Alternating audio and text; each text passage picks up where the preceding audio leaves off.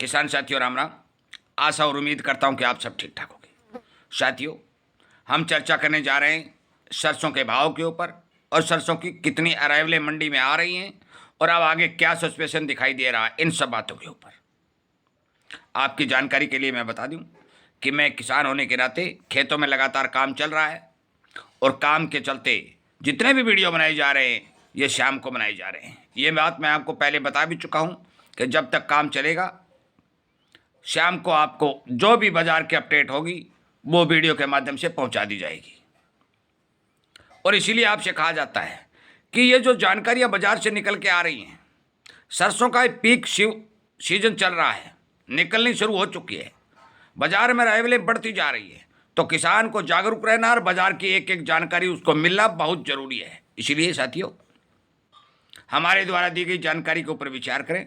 इसी तरह की जानकारी आपको मिलती रहे तो इस चैनल को सब्सक्राइब करें और अन्य किसानों तक शेयर करें। मैंने सरसों के बारे में आपको काफ़ी बार आगाह किया, एक एक बात वीडियो के माध्यम से बताई। मैंने यह भी बताया कि 2021 के अंदर जो किसानों द्वारा सरसों की बुआई की गई थी, 2025 आते आते वो बिजाई 30% तक घट चुकी है। अनेक कारण भी मैंने आपको बताए, चाहे मृगोजा की मार हो, चाहे भाव कम मिलना हो, चाहे बढ़ती हुई गर्मी, अनेक कारण जो है इसके सामने दिखाई दिए कि बिजाई घटती लगातार चली गई और 2025 के अंदर 2021 की तुलना में 30% की बिजाई घटती हुई सामने आई, जो आंकड़े निकल के आए।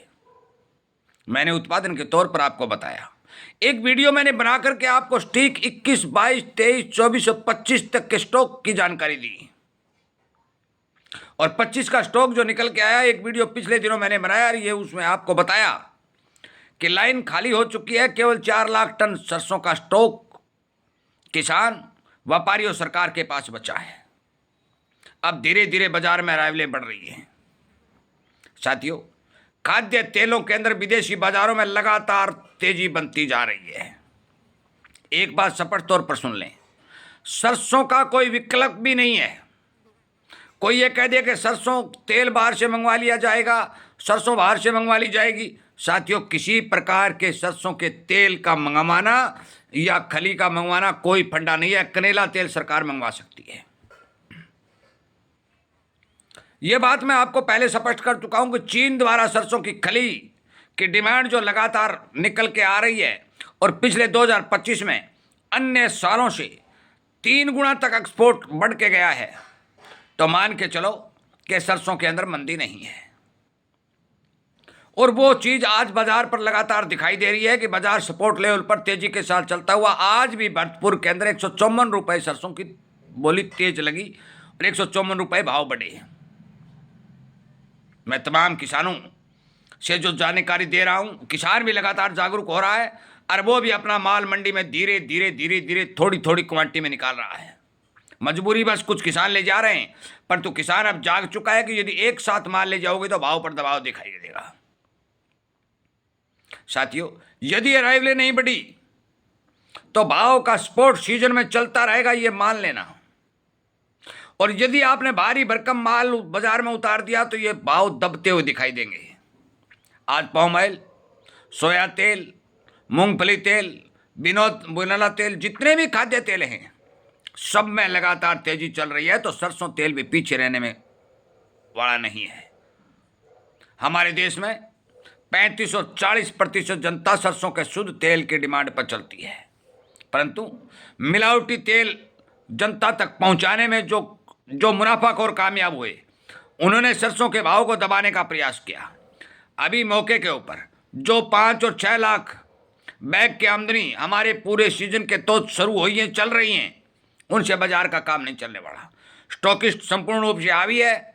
सरकार भी कंपटीशन के तौर पर बाजार में उतरने की तैयारी कर रही है और 6200 जो एमएसपी लेवल है उससे ऊपर भाव मिलते हुए दिखाई देने की संभावना बन रही है।